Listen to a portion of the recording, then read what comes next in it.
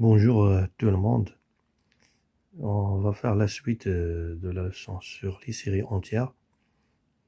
Dans cette vidéo, on va parler de quelques propriétés de la somme d'une série entière concernant la continuité, la primitivation et la régularité de la somme d'une série entière. Donc le premier théorème concerne la convergence normale.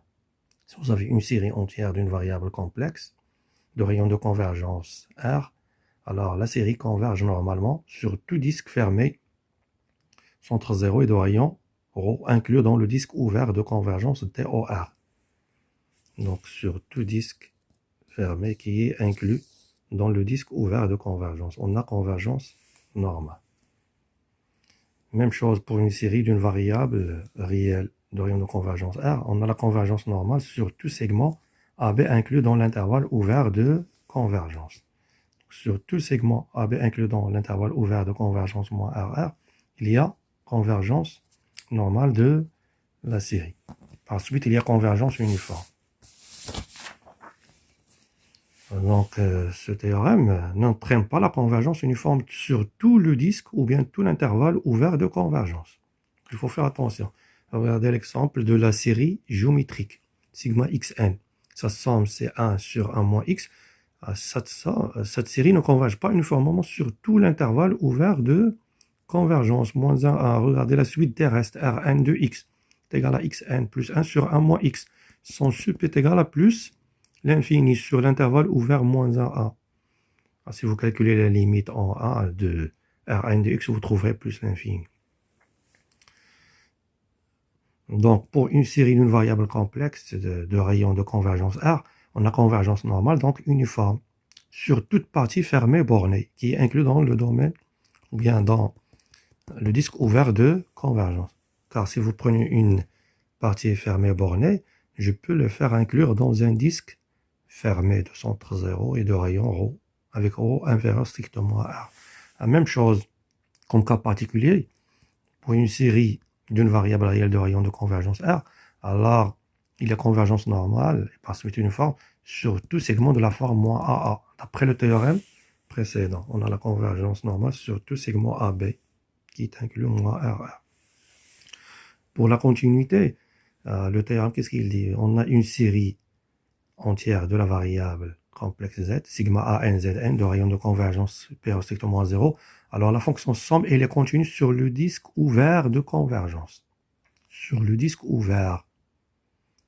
Pour une série d'une variable réelle, sigma a xn, on a la somme, elle est continue sur l'intervalle ouvert de convergence. Bien sûr, remarque, dans certains cas, on peut trouver la somme qui est continue sur un ensemble plus grand que le disque ou bien l'intervalle ouvert de convergence. On va voir ça dans un exemple. Utiliser la convergence uniforme d'une série de fonctions qui sont continues. Les fonctions ici sont des fonctions polynomiales, sont continues. Et il y a convergence uniforme sur tout disque fermé. Par suite, leur somme elle est continue sur tout disque fermé inclus dans le disque ouvert. Par suite, il y a la continuité sur le disque ouvert, tout entier. Je passe à la primitive.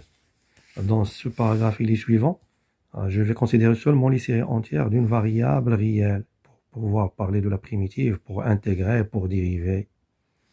Ça seulement pour les séries entières d'une variable réelle. Le lemme, si vous avez une série sigma an xn de rayon de convergence R, alors la série sigma an xn plus 1 sur n plus 1, elle a le même rayon. Aussi égal à R. On va montrer ce lemme, mais après. Si vous avez une série entière d'une variable complexe, S, sa somme, alors on peut intégrer S sur tout segment inclus dans moins RR. S admis sur moins RR des primitives, qui sont des séries entières de la forme K plus sigma ANXN plus 1 sur N plus 1. N de 0 à plus l'infini, où K est une constante. La primitive de S qui s'annule en 0, la primitive sur moins RR qui s'annule en 0, est définie par... Ça, voilà la primitive qui s'annule en 0. Elle est définie sur tout l'intervalle ouvert moins RR.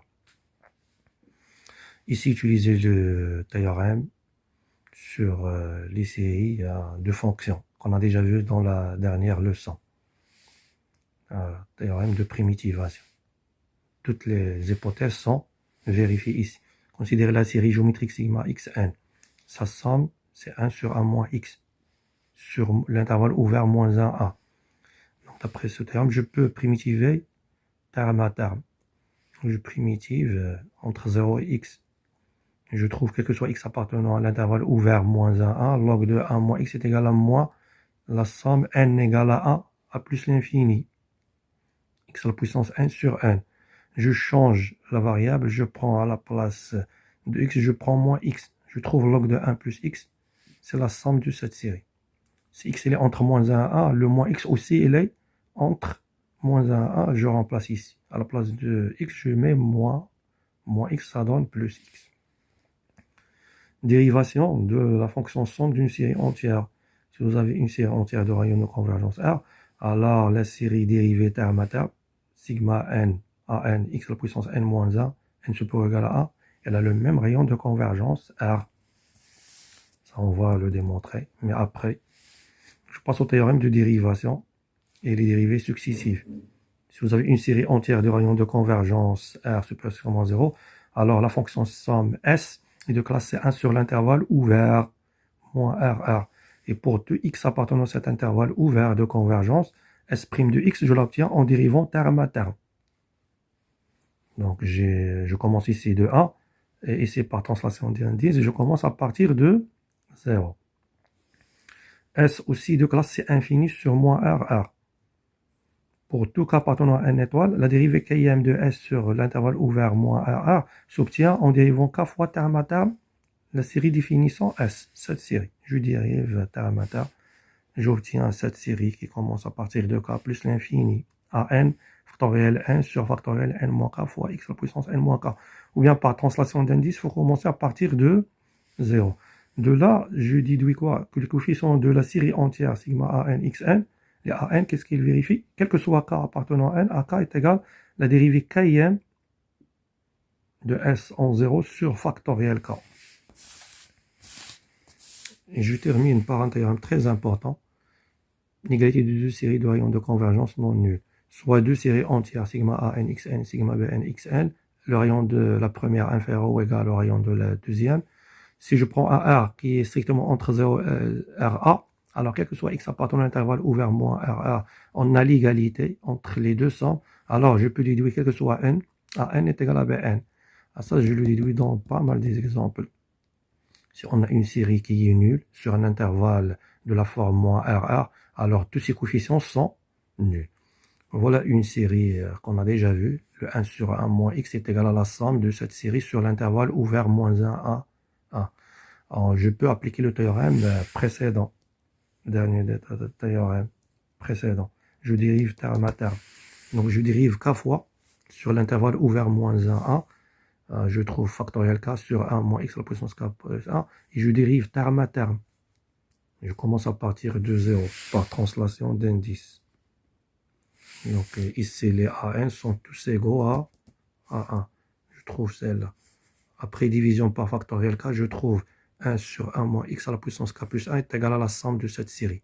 Ça c'est le coefficient binomial k parmi n plus k. Ça il est vrai pour tout k et pour tout x appartenant à l'intervalle ouvert moins 1 à. Et merci à vous.